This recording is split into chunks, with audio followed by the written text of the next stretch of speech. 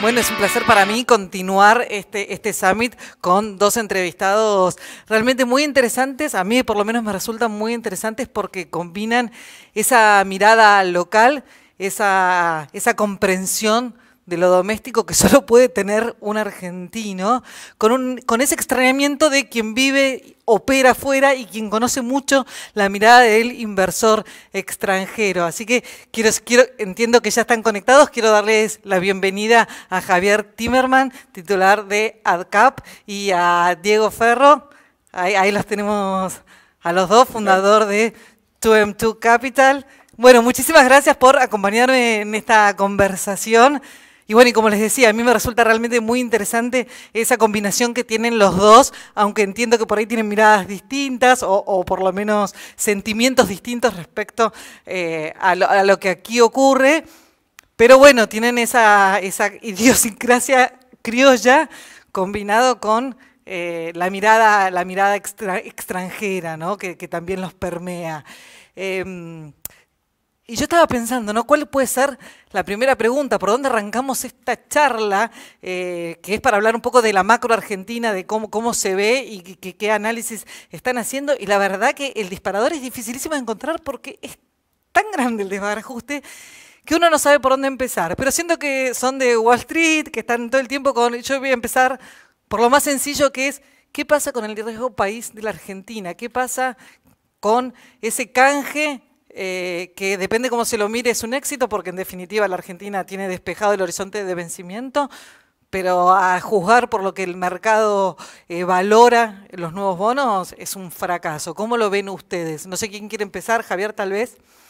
Bueno, muchas gracias por invitarme y la verdad es un placer estar aquí y aparte compartir con Diego, que es un amigo y con el cual vos dijiste seguramente tengamos visiones diferentes. No sé, hace 20 años lo conozco a Diego, dudo que tengamos visiones diferentes, porque sin saber lo que piensa políticamente, estoy seguro que estamos de acuerdo en casi todo, como tantas veces hablamos en Nueva York. Yo creo que el canje, yo fui muy crítico del canje, porque creo que lo que se trató de hacer es apurar, sacar provecho de los inversores y no tener una visión de largo plazo. Yo los inversores los necesito, quiero que les vaya bien y por lo tanto tengo que compartir el problema que yo tenía, pero no tengo que quitarles a ellos como si fueran los culpables. Y la Argentina hubiese crecido mucho más y hubiese estado en una mejor situación si el riesgo, o sea, si a raíz del canje nosotros hubiéramos vuelto a tener acceso al financiamiento, porque sin financiamiento no, o sea, si yo realmente no voy a tener financiamiento, no pago nada. Entonces, si mi objetivo es no tener financiamiento, entonces, ¿para qué pagar lo poco que pago? Yo hubiese hecho algo menos agresivo, que me dé la oportunidad a mí de tener un mejor diálogo con los inversores, que son mis socios en esto. No tiene sentido, es como que yo te venía pensando y decía, ahora, por ejemplo, está todo el debate que no hay oxígeno, para ponerlo un poco en relación con lo que está pasando con el COVID, no hay oxígeno en las salas de terapia intensiva, no se consigue el oxígeno. Entonces, pienso, ¿de qué sirve tener camas de terapia intensiva, hospitales lujosos si no tenés oxígeno? Que es lo que hace que todo eso tenga sentido. Y bueno, el financiamiento es lo mismo, es lo que nos permite crecer, lo que nos permite tener proyectos que nos sirvan, y todo eso lo necesitamos hacer con los inversores y lo necesitamos hacer en sociedad con ellos. Y lo que me parece que pasa, y un poco lo muestra el riesgo país, es que el inversor de afuera, y vivimos en una economía globalizada, entonces los inversores están todos conectados, perdieron la confianza en la Argentina. Podemos discutir años sobre cuál es la razón de eso, pero después de varios defaults y después del tipo de tratamiento que tuvieron los inversores, no tienen interés en financiar a la Argentina, y ya no es un tema de tasa o de... puede ayudar, obviamente, si se hubiera estructurado de una manera diferente, con más tasa y menos tiempo, pero me parece que el problema va mucho más allá de eso. Me resulta interesante y ahora le quiero sumar a Diego con esto que decís, porque en algún punto no importa tanto lo que haga la Argentina ahora, de acá en más, en realidad los inversores, creo entender un poco de lo que vos decís, están castigando mucho a la Argentina por cómo reestructuró y por el historial. Y yo en realidad también, a veces... el dinero a veces es más fuerte, la codicia a veces es más fuerte que el miedo y probablemente con un montón de otras percepciones que tengan los inversores. ¿No hay también por ahí una mirada de futuro que tal vez el inversor no está comprando o es solo castigo hacia atrás? A ver, Diego, ¿qué pensás de esto? Primero voy a coincidir con Javier que realmente el canje fue uno de los más extraños que he visto, ¿no? Porque hasta cierto punto estaban los dos lados desesperados por llegar a un acuerdo que en abstracto, sin un acuerdo con el fondo y sin un plan económico, hacer cualquier presentación de un plan de una reestructuración es absurda porque no sabes cómo vas a crecer para pagarlo y se ven las consecuencias ahora. Respecto al tema de cómo ven los inversores, y también retomando algo que decía Javier, si uno ve la discusión económica en la Argentina, nadie tiene visibilidad de lo que puede llegar a pasar en la Argentina en los próximos 3 meses. Con lo cual, pretender que de afuera alguien pueda ir a un comité de inversiones y decir, no, mira, realmente quiero invertir en la Argentina. ¿Por qué? Y porque está barata. Como argumento, hay varias cosas baratas en el mundo, muchas caras y algunas baratas, pero no hay forma de elaborar un argumento lógico para invertir en la Argentina, porque la Argentina en este momento hay un nivel de incertidumbre ridículo. No hay plan económico, hay elecciones este año, no hay una política respecto de la pandemia. Así que yo creo que una de las ventajas psicológicas de lo que pasó en el mercado, y volviendo a tu tema de riesgo país, es que los precios llegaron a más o cerca de 30 centavos. Y generalmente 30 centavos paran, porque generalmente cuando hay una reestructuración, la gente piensa que se va a reestructurar arriba de 30 centavos, con lo cual encontró un piso. Pero realmente es difícil pensar que por más barata que esté, va a haber mucha gente desesperada por comprar. O sea, hay gente que, dado que no hay muchas oportunidades de distressed investment en el mundo, yo creo que se van a empezar a interesar por un activo como el argentino que está rindiendo 20% en dólares. El único tema es que yo veo dos problemas. Primero, que en general hay mucha deuda argentina todavía, porque la reestructuración no eliminó un montón de deuda y hay mucha deuda dando vuelta, mucho papel dando vuelta de la Argentina. Y segundo, que dada la reestructuración que le conviene a Argentina porque no está pagando nada, no te está pagando nada. Con lo cual, en el fondo, estás pensando que la única forma de que vos ganes plata comprando deuda argentina en este momento es que los precios suban y eso quiere decir que alguien más tiene que venir a comprar. Y realmente, de vuelta, sin plan, con un montón de incertidumbre y en una situación en la cual hay todavía un montón de oferta de papel dando vueltas, no es muy fácil pensar que la Argentina vaya a rebotar violentamente a menos que de vuelta haya algún plan que diga que el futuro va a empezar a mejorar. Ese plan, y esta también es una pregunta para los dos, ese plan en definitiva es el que se le adjudica el acuerdo con el Fondo Monetario. ¿Esta historia puede cambiar a partir de un acuerdo con el Fondo Monetario, con la historia que los acuerdos con el Fondo Monetario tienen en la Argentina? Yo soy más escéptico. Javier arrancó primero.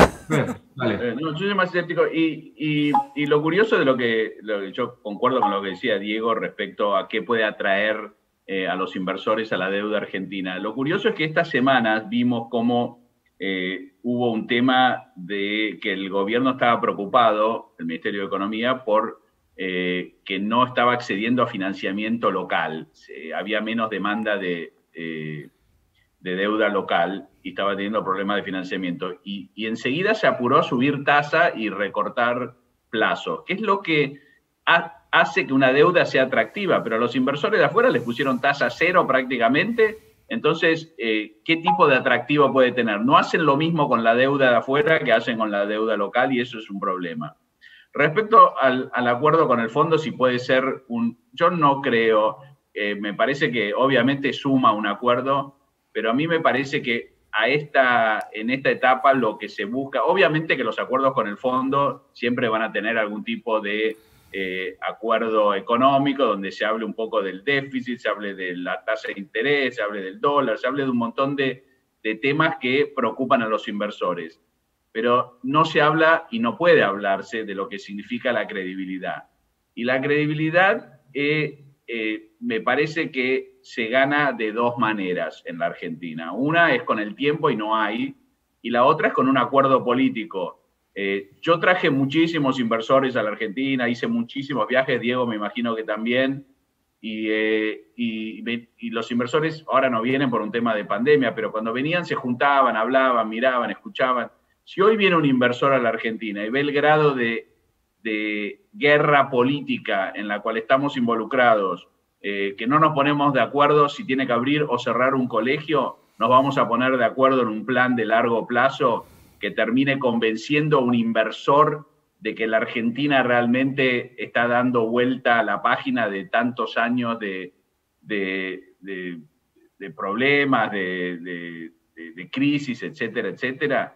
Realmente no lo veo así. Me parece importante que haya un acuerdo, me parece muchísimo más importante que haya un acuerdo político local para entender mejor, llegar a un acuerdo de cómo quieren pasar los próximos 20 años. Lamentablemente, hoy en día los inversores no van a ir por sí, siempre va a haber el inversor oportunista que compra en 30 para vender en 35, pero el inversor de largo plazo, el inversor que viene a creer en un proyecto, que viene a tomar provecho de las grandes oportunidades, que escuchaba al secretario o al ministro de Hacienda decir que los argentinos somos muy, muy capaces. El que viene a tomar provecho de eso, no le alcanza un acuerdo con el fondo. Diego.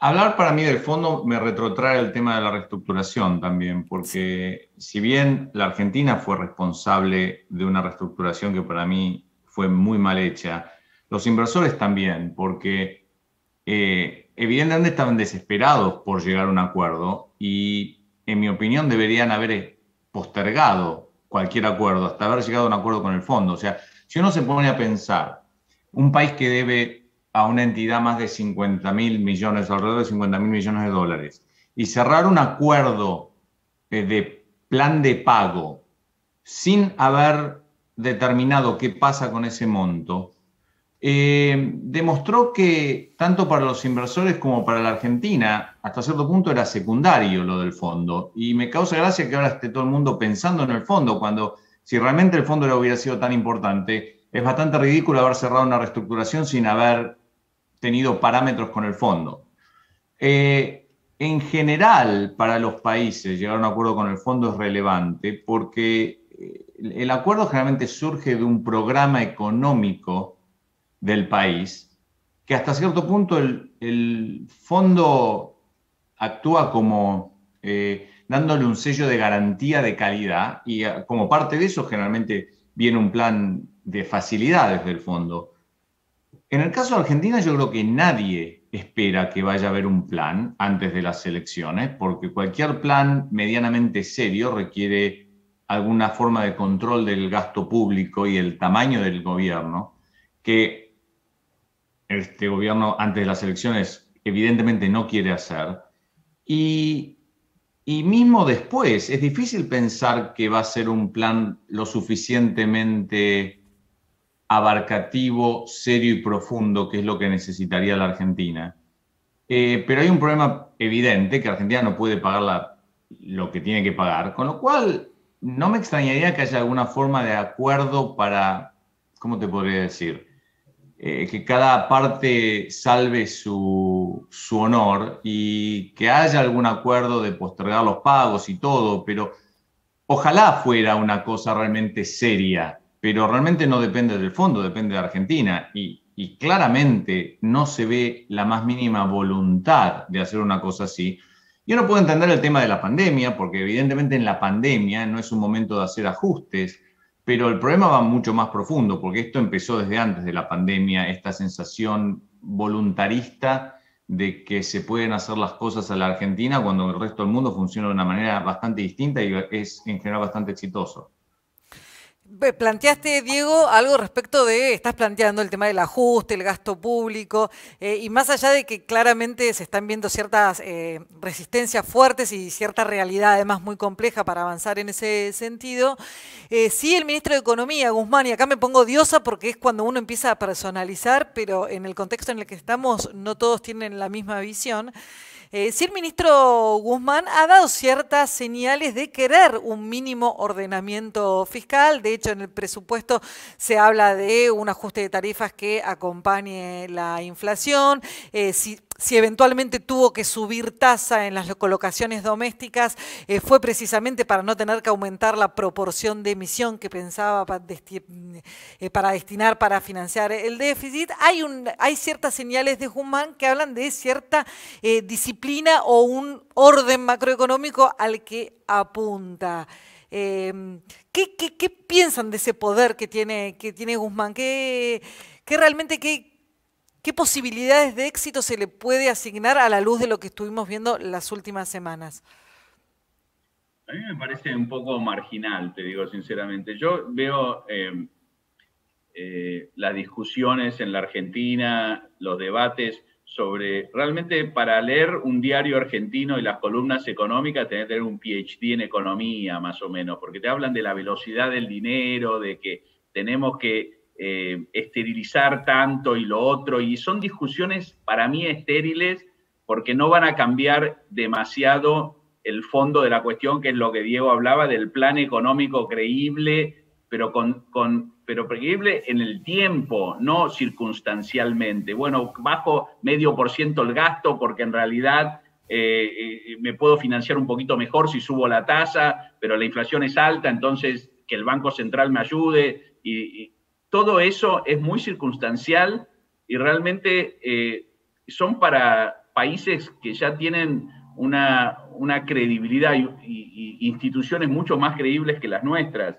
¿Ves, Javier? ¿Ves, Javier? Es acá donde realmente hay como un choque de culturas. Mirá, yo te pregunto sobre lo chiquito, sobre la diaria, sobre la cotidiana, sobre si Guzmán subió 2 o 3 puntos la tasa para poder colocar un bonito, y vos me estás mirando, no, lo que se necesita es una foto más grande, más prolija, un rumbo. Sí, porque ¿sabés lo que pasa? Estamos en el barro nosotros. Pero lo que pasa es que cuando vos tenés que ir a un comité de inversiones, sos un fondo tipo, ponele que seas un fondo, no sé, tipo Allianz o un fondo grande, tienen que ir a un comité de inversiones y presentarle la propuesta de inversión a sus propios inversores, que son fondos de pensión en Japón y en China o no sé dónde. Y le tienen que explicar, bueno, vamos a meternos en la Argentina. No le van a decir, vamos a meternos porque subió la velocidad de la demanda de dinero y el Banco Central va a ajustar un poquito y Guzmán dice que ajusta. Hay que poner una historia mucho más creíble que eso.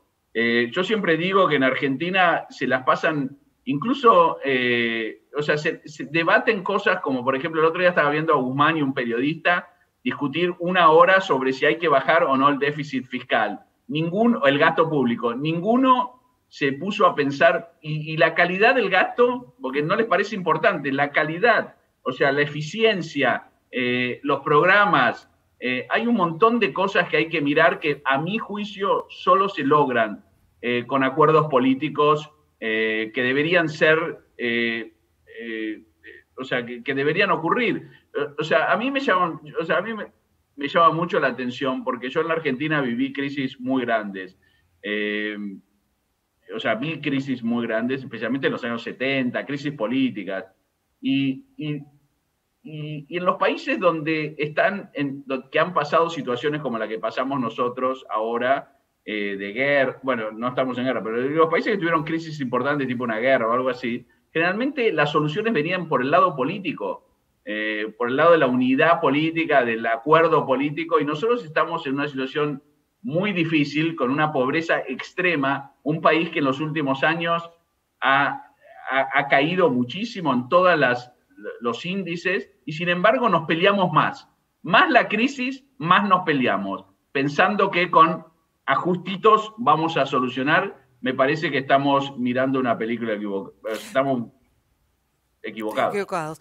Ya tenemos que ir cerrando este panel, se me hizo muy cortito, lamentablemente me quedaron un montón de preguntas, pero no quiero abandonarlos o que me abandonen sin esta última pregunta que tiene muy que ver con el contexto y se la dejo a Diego, y es difícil porque Guzmán dijo ayer que la mejor política económica en este momento, en definitiva no depende de él, porque es conseguir vacunas.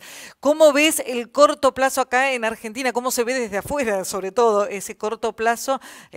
Y la falta de vacunas que hay, el impacto económico de eso.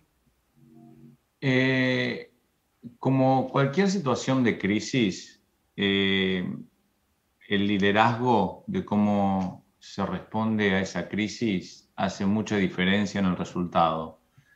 Es difícil, o sea, no creo que uno ve a las personas que están en el gobierno de la Argentina y puede tener distintas visiones acerca de la capacidad que tienen los distintos personajes, pero evidentemente hay una estructura política que da la sensación de que es muy difícil tomar decisiones drásticas o difíciles. Y digamos que este es un momento en el cual si no se toman, se ven las diferencias y por eso uno ve en los países alrededor de la Argentina que, o sea, no es comparar con Estados Unidos o con Finlandia, ¿no? Cómo, más allá de los problemas que puedan llegar a tener, uno ve cómo las cosas se manejan en Uruguay, en Chile, ¿no? Y te das cuenta que todo cuesta más. Y evidentemente, si hubiera un acuerdo político, sería todo más fácil, pero evidentemente, mismo para un acuerdo político necesitas un liderazgo de alguna manera más... ¿cómo te podría decir? ¿Efectivo? A mí lo que más me llama la atención de la situación actual es que, en general, el partido que está gobernando ahora, más allá de que uno esté de acuerdo o en desacuerdo con las políticas que hayan tenido en el pasado, había un grado de efectividad en la implementación de las políticas bastante altas. Este gobierno... Y de vuelta, no estando ni siquiera opinando acerca de si las medidas son buenas o malas. Ni siquiera las son malas 2 pasos funcionan. para adelante y 3 pasos para atrás. Hay un grado de ineficiencia en la toma de decisiones en un momento en el cual hay una crisis sanitaria muy grande y encima hay una crisis económica enorme que asusta. Así que, sinceramente, el corto plazo está complicado. Ahora bien, generalmente cuando más se complican quizás surja el liderazgo que no se está notando. Porque uno siempre espera, ¿no? Siempre dice, oye, si las cosas empeoran, quizás toca fondo y hay más conciencia.